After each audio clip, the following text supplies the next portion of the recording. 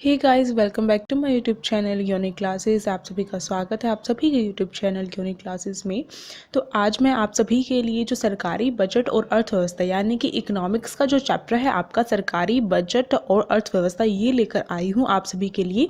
ये एमसीक्यू का part number 1 होगा, यानी कि 2 पार्ट या फिर और भी पार्ट्स बन सकते हैं जिसमें क्या है आपका चैप्टर कंप्लीट करवाया जाएगा। ठीक है।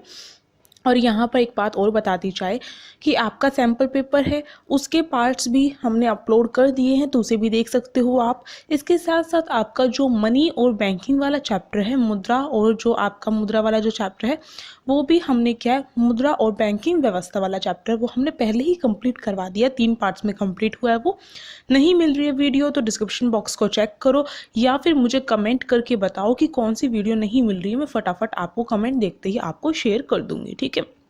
अब जो यहाँ पर आपका है क्लास 12th की जो इकोनॉमिक्स का ये चैप्टर नंबर जो भी, क्योंकि हर बुक में चैप्टर अलग होता है, टीआर जैन उठाएंगे तो कुछ और होगा चैप्टर का नंबर, और अगर आप इकोनॉमिक्स की सपोर्ट मटेरियल उठाओगे तो कुछ और होगा, या फिर एनसीईआरटी बुक उठाओगे तो कुछ और होगा। तो इसलिए हम चैप्टर का नाम ही ले रहे हैं सरकारी बजट और अर्थव्यवस्था। अब सबसे पहले हम एमसीक्यू समझने से पहले सबसे पहले सरकारी बजट का जो ये है यही समझना होगा। नाम समझ में आ गया तो काफ़ी सारी चीज़ें समझ में आ जाएंगी। ठीक है। यहाँ पर जो है सरकारी बजट का मतलब क्या होता है, एक वित्तीय वर्ष में, यानी कि जो एक वर्ष होगा, ठीक है, एक वित्तीय वर्ष में क्या किया जाता है, सरकार के द्वारा जितनी भी प्राप्तियां हुई हैं सरकार को और सरकार के द्वारा जितना भी व्यय किया गया है उसका एक अनुमान लगाकर उसका विवरण तैयार करना होता है। ठीक है। ये होता है सरकारी बजट। इसका मतलब क्या, सरकार के द्वारा जितना भी खर्च किया गया है, जितना भी व्यय किया गया, ठीक है, और जितनी प्राप्तियां हुई हैं वो जो होता है वो सरकारी बजट में आता है। ठीक है। जो सरकारी बजट होता है वो क्या करता है, किस चीज़ में हेल्प करता है, वो जो सरकार की जो राजकोषीय नीति होती है या फिर जिसे बजट नीति कहा जाता है, आपको पता होगा हर साल सरकार क्या करती है, जो बजट होता है उसे पेश करती है।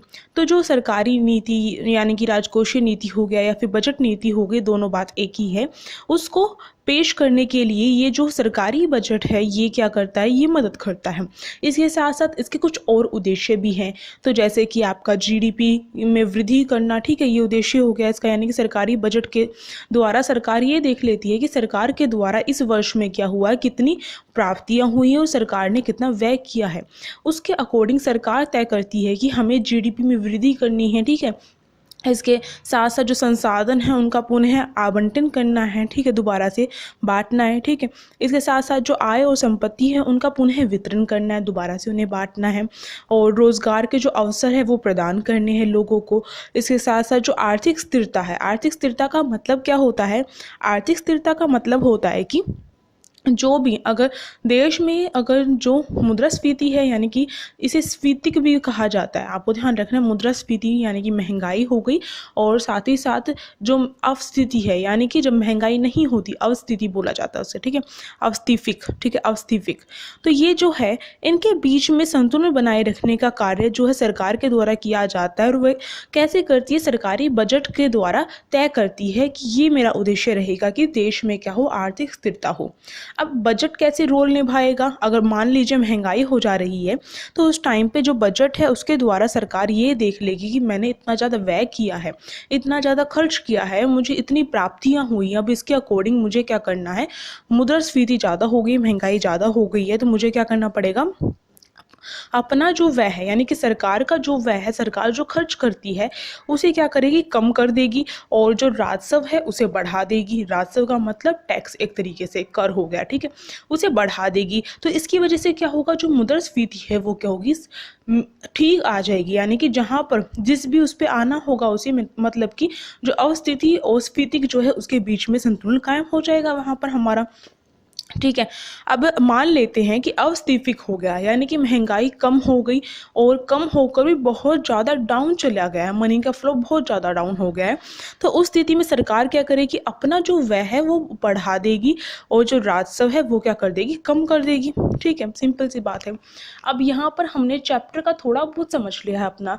इसके साथ साथ आपके जो कुछ टैक्स वगैरह हैं वो पूछे जाते हैं, जैसे कि आपके जो टैक्स में कॉमन जो पूछा जाता है कर, राजस्व और गैर कर राजस्व, ठीक है। और भी काफ़ी सारी चीज़ें हैं जो हम साथ साथ में समझेंगे। अभी थोड़ा सा मैंने आपका क्या किया है, इंट्रोडक्शन नहीं होगा तो एकदम से एमसीक्यू स्टार्ट करने का बिल्कुल भी कोई फ़ायदा नहीं है, इसलिए मैंने यहाँ पर ऐसा किया है। आई होप आप सभी को भी अच्छा लगा हो, कमेंट बॉक्स में ज़रूर बताइएगा। चलिए क्वेश्चन देखते हैं।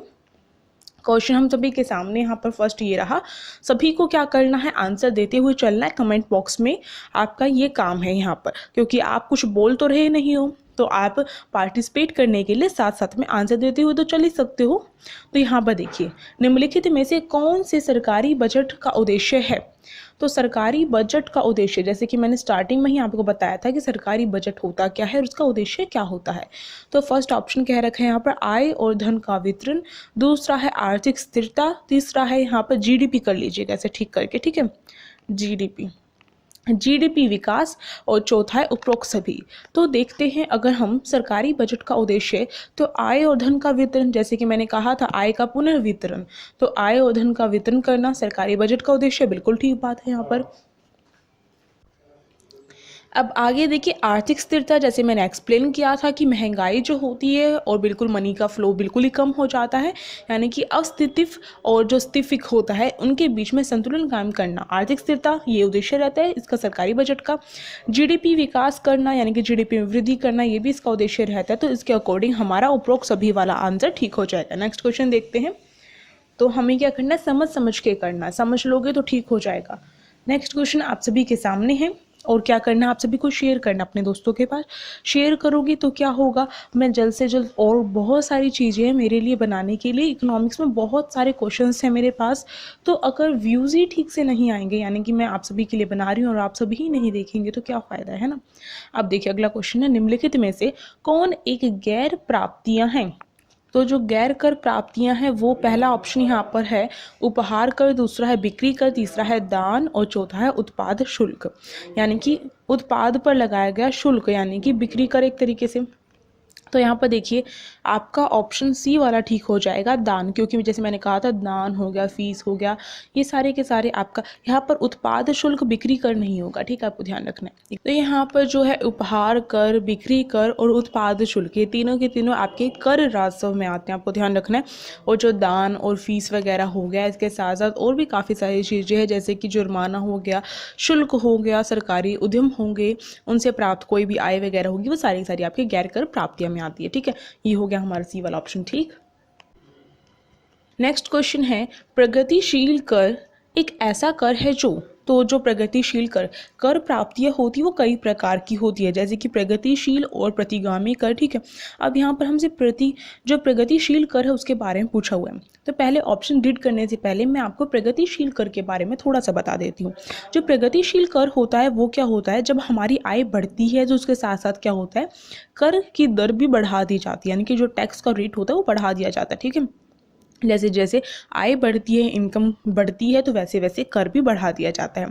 तो उसे प्रगतिशील कर कहा जाता है। आप कैसे समझेंगे इसे, प्रगति का मतलब ही बढ़ना होता है, तो कर आ गया पीछे, तो प्रगतिशील कर क्या होगा, आय बढ़ेगी, प्रगति हुई हमारी, तो कर भी बढ़ा दिया जाएगा। ये इसका भार ज़्यादातर किस पर पड़ता है, इसका भार ज़्यादातर जो अमीर वर्ग होता है उसके ऊपर पड़ता है, और गरीब वर्ग पर बहुत कम पड़ता है। जैसे कि अगर एग्जांपल लिया जाए, तो किसी व्यक्ति की जो इनकम है वो क्या है, वो 3 लाख से बढ़ाकर 5 लाख हो गई है, तो जो कर होगा वो क्या कर दिया जाएगा, 5% से बढ़ाकर 10% कर दिया जाएगा, इस तरीके से। तो ये हो गया। अब ऑप्शन रीड करते, पहला ऑप्शन कह रहा है व्यक्ति की आय बढ़ने पर घटती दर पर शुल्क लगाया जाता है। तो पहली लाइन तो बिल्कुल ठीक है कि व्यक्ति की आय बढ़ने पर। अब आगे ही देखिए, तो घटती दर से, यानी कि कर जो है वो घटाकर लगाया जाएगा, बिल्कुल भी नहीं, ऑप्शन गलत हो गया। नेक्स्ट देखते हैं, व्यक्ति की आय बढ़ने पर बढ़ती दर पर शुल्क लगाया जाता है, ये ऑप्शन आपका बिल्कुल ठीक है, ठीक है। और भी देख लेते हैं बाकी। सी कह रखा है एक व्यक्तिगत आय का एक निश्चित प्रतिशत, यानी कि एक व्यक्तिगत पर्सनल जो इनकम है उसका एक निश्चित प्रतिशत क्या होता है, प्रगतिशील कर होता है, ऐसा तो नहीं है, तो ये ऑप्शन भी गलत हो जाएगा। और डी इनमें से कोई नहीं, कोई तो है ही, यानी कि सेकंड वाला तो हमारा ठीक है ही, तो इसलिए ये वाला भी हमारा गलत हो गया। तो ओनली सेकंड हमारे यहाँ पर ठीक है। नेक्स्ट क्वेश्चन देखते हैं। नेक्स्ट क्वेश्चन हमारे सामने है, बिना किसी कानूनी उत्तराधिकारी के संपत्ति से सरकार द्वारा अर्जित राजस्व को कहा जाता है। यानी कि सरकार के पास कोई भी कानूनी अधिकार नहीं है और उसके बावजूद वो क्या कर रही है, किसी की संपत्ति से क्या कर रही है, राजस्व इकट्ठा कर रही है। ठीक है, यानी कि सरकार के पास कानूनी रूप से कुछ भी नहीं है ऐसा अधिकार कि वो उसकी संपत्ति से कर ले सकती है। तो वो जो ले रही है, वो जो राजस्व प्राप्त कर रही है सरकार, तो वो किस प्रकार का राजस्व होगा। पहला यहाँ पर कह रखा है दान, दूसरा होगा धोखा देना, तीसरा होगा संपत्ति कर और चौथा होगा इनमें से कोई नहीं। आप सभी बताइए क्या होगा इसका आंसर। वीडियो पॉज करते रहिए और साथ साथ आंसर देते रहिए, ये आपके लिए टेस्ट हो जाएगा एक तरीके से। ठीक है, तो देखिए दान तो किसी प्रकार से नहीं होगा, व्यक्ति खुश होकर थोड़ा ना देगा, तो ये तो गलत हो गया हमारा। देखिए अगला है धोखा देना। धोखा देना इसका सही होगा कैसे, सरकार के पास कुछ भी लीगल नोटिस वगैरह नहीं है, कुछ भी कानूनी अधिकार नहीं है, फिर भी सरकार क्या कर रही है, उस संपत्ति से राजस्व इकट्ठा कर रही है। तो एक तरीके से वो क्या कर रही है, जिस व्यक्ति की संपत्ति से राजस्व ले रही है वो क्या है, उस व्यक्ति को धोखा दे रही है। ठीक है, ये हमारा ऑप्शन ठीक हो जाएगा। नेक्स्ट क्वेश्चन देखते हैं। अगला क्वेश्चन है, एक कर जिसका भार दूसरों पर डाला जा सकता है, यानी कि ऐसा कर जिसका भार क्या है, दूसरों पर डाला जा सकता है, वो कर क्या कहलाता है। पहला ऑप्शन है अप्रत्यक्ष कर, दूसरा है प्रत्यक्ष कर द्वारा, तीसरा है संपत्ति कर और चौथा है इनमें से कोई नहीं। तो देखिए जो अप्रत्यक्ष कर और प्रत्यक्ष कर, इन दोनों के बीच में कंफ्यूजन होती है, तो कंफ्यूजन नहीं करनी है। ठीक है, अप्रत्यक्ष कर वैसा कर होता है जिसमें क्या होता है, व्यक्ति अपने ऊपर जो भी टैक्स लगा होता है वो किसी भी दूसरे व्यक्ति पर क्या कर सकता है, डाल सकता है उसका भार। जैसे कि बिक्री कर को लेकर चले तो हम कुछ भी उत्पादन कर रहे हैं, जैसे कि मैं क्या कर रही हूँ, किसी बिस्किट कंपनी में मैं उत्पादन कर रही हूँ। ठीक है, तो अगर मैंने जो भी आटा वगैरह खरीदा जिससे बिस्किट बन रहा है, तो उस पर अगर कोई टैक्स लगा दिया जाता है तो मैं क्या करूँगी, अपनी जेब से तो नहीं भरूंगी। मैं क्या करूँगी, उस बिस्किट पे जो भी मैंने बिस्किट बना के आगे सप्लाई किए हैं उस बिस्किट में ही क्या कर दूँगी, उस टैक्स को जोड़ दूँगी। जैसे कि अगर आपने देखा होगा कोई भी शॉप वगैरह खोलता है तो हम क्या कहते हैं, जो शॉप वाले होते हैं वो अपना जो रेंट होते हैं वो भी हमसे ले लेते हैं। यानी कि अगर आप कुछ भी शॉपिंग करने जाते हैं तो उसमें ही ऐड कर देते हैं वो। ठीक है, इस तरीके से तो ये जो भी हैं ये आपके सारे के सारे अप्रत्यक्ष कर है, यानी कि दूसरों पर इसका भार डाल दिया जाता है। अब प्रत्यक्ष कर क्या होता है, प्रत्यक्ष कर जैसे कि आयकर, इनकम टैक्स, यानी कि वो तो आपको खुद ही भरना पड़ेगा, आप किसी और से नहीं भरवा सकते हैं, तो वो होता है अप्रत्यक्ष कर। ठीक, वो होता है प्रत्यक्ष कर।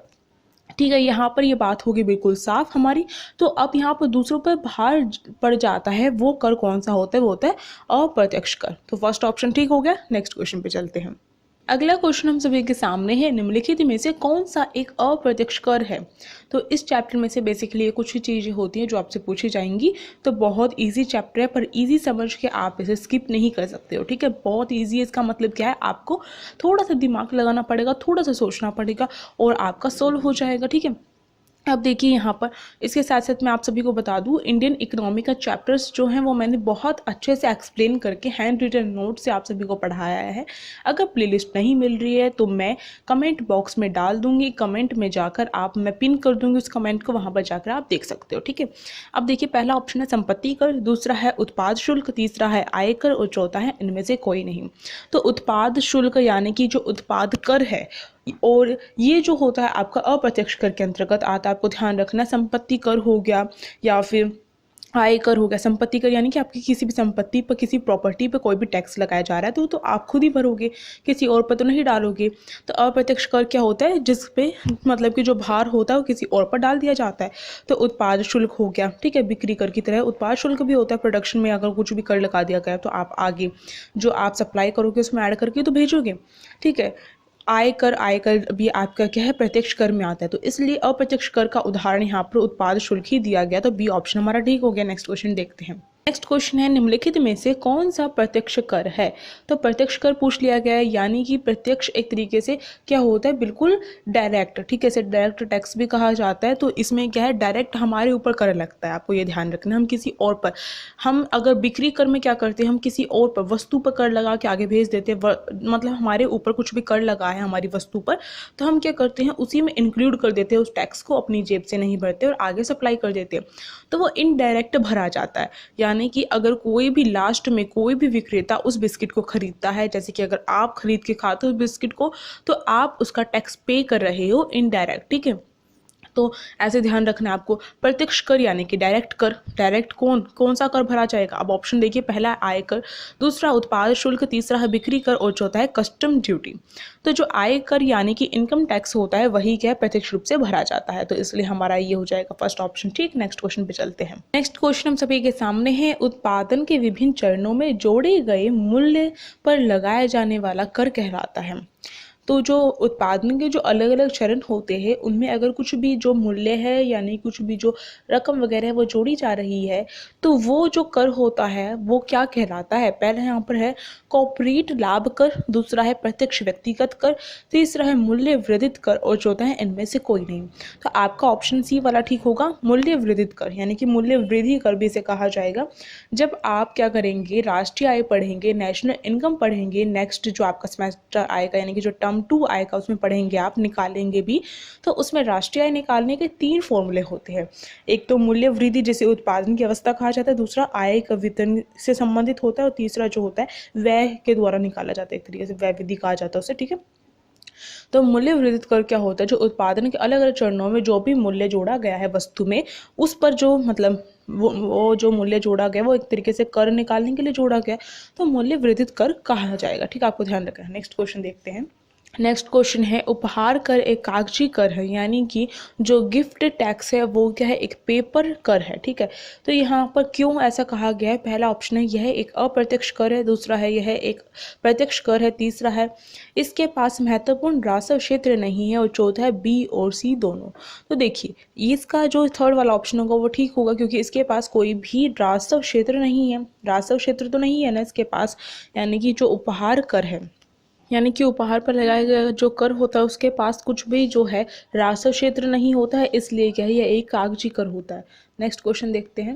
नेक्स्ट क्वेश्चन आप सभी के सामने है, निम्नलिखित में से कौन सा एक गैर कर रसीद यानी कि गैर कर जो आपकी प्राप्तियां हैं वो नहीं है, हमसे ये पूछा गया क्वेश्चन है। पहला यहाँ पर फीस, दूसरा यहाँ पर लाइन लिखा गया है, ठीक से फाइन कर लीजिए, यानी कि जो फाइन लगाया जाता है। ठीक है, आपने भी अगर स्कूल में कभी कुछ नहीं दिया हो तो फाइन लगता है ना आपके ऊपर। ठीक है, तो ये हो गया। तो गैर कर रसीद या फिर गैर कर जो प्राप्ति है वो नहीं हमसे पूछा गया। फीस इसी के अंदर आता है गैर कर के अंतर्गत, जो फाइन है वो भी इसी के अंदर आता है। उपहार कर जो हो गया वो आपका क्या है, कर प्राप्तियों में आता है, कर राजस्व में आता है, आपको ध्यान रखना है। तो यही ऑप्शन आपका ठीक हो जाएगा क्योंकि नहीं हमसे पूछा गया था। फोर्थ भी देख लेते हैं, अनुदान और दान। अनुदान और दान दोनों के दोनों क्या होते हैं, वो गैर कर रसीद के अंतर्गत आते हैं। ठीक है, गैर कर प्राप्तियों के अंतर्गत आते हैं, तो इसलिए आपका केवल सी ठीक हो जाएगा क्योंकि यहाँ पर नहीं वाला पूछा गया था। नेक्स्ट क्वेश्चन देखते हैं। अगला क्वेश्चन पूछा गया है, निम्नलिखित में से कौन भारत सरकार का जो बजट होता है उसमें राजस्व व्यय का एक हिस्सा है? तो भारत सरकार के बजट में राजस्व व्यय का हिस्सा कौन सा है ये पूछा गया। पहला ऑप्शन है ब्याज भुगतान, दूसरा है रक्षा खरीद, तीसरा है सरकार का वेतन बिल और चौथा है यहाँ पर ये सभी। तो ब्याज भुगतान, रक्षा खरीद, सरकार का वेतन पर जो बिल है और ये सारे के सारे जो होते हैं ये क्या सरकार के जो बजट होता है उसमें राजस्व व्यय का एक हिस्सा होते हैं। ठीक है, तो ये हो जाएगा हमारा फोर्थ वाला ऑप्शन ठीक है यहाँ पर। नेक्स्ट क्वेश्चन देखते हैं। अगला क्वेश्चन हमारे सामने यहाँ पर दिया गया है कि पूंजी प्राप्ति सरकार की वह रसीद है, एक तरीके से जो रिसिप्ट एक तरीके से कहा जा सकता है। तो पूंजी प्राप्ति सरकार की कौन सी रिसिप्ट है ये पूछा गया है। पहला ऑप्शन है एक दायित्व बनता है, दूसरा यहाँ पर संपत्ति को कम करता है, तीसरा है दोनों ए और बी और चौथा ना तो ए और ना ही बी। तो देखिए, एक दायित्व बनता है, पूंजी प्राप्ति क्या होती है? पूंजी प्राप्ति जो है उसके दो वो आपको ध्यान रखने हैं। एक तो क्या होता है, जो सरकार होती है पूंजी प्राप्ति के द्वारा उसके ऊपर एक देयता बनती है, एक दायित्व बनता है। ठीक है, किस तरीके से बनता है? सरकार अगर कुछ भी लोन लेती है, कुछ भी ऋण लेती है तो सरकार को वापस करना पड़ेगा, तो ये एक दायित्व हो गया ना सरकार के लिए। ठीक है, तो फर्स्ट ऑप्शन हमारे यहाँ पर ठीक हो गया। नेक्स्ट देखिए, नेक्स्ट यहाँ पर संपत्ति को कम करता है। तो जो सरकार की जो भी परिसंपत्तियाँ होती है, जो भी संपत्ति होती है वो तो कम होनी ऑब्वियसली बात है ना। कैसे? क्योंकि अगर सरकार ने क्या किया, ऋण लिया है तो सरकार ऋण चुकाने के लिए क्या करेगी, जो संपत्ति उसे यूज़ करेगी। इसके साथ साथ सरकार के द्वारा अपने जितने भी उद्यमी होती हैं उनके शेयर की जो बिक्री है उससे प्राप्त जो आगम होता है वो भी हो जाएगा इसमें। तो इस कारण क्या है, ये वाला भी आपका ठीक हो गया। तो इसके अकॉर्डिंग आपका ये वाला ऑप्शन ठीक हो जाएगा, सी वाला। अब इसके साथ आपका जो है चैप्टर का पार्ट 1 एमसीक्यू था यहाँ पर कंप्लीट होता है। पार्ट 2 एमसीक्यू आपके जल्द ही आएंगे। तो आप सभी मुझे कमेंट में बताएंगे कैसी लगी। टेलीग्राम ग्रुप ज्वाइन नहीं किया तो फटाफट कर लो, लिंक डिस्क्रिप्शन बॉक्स में। हम मिलेंगे नेक्स्ट क्लास में, तब तक के लिए take care, bye bye, thank you so much.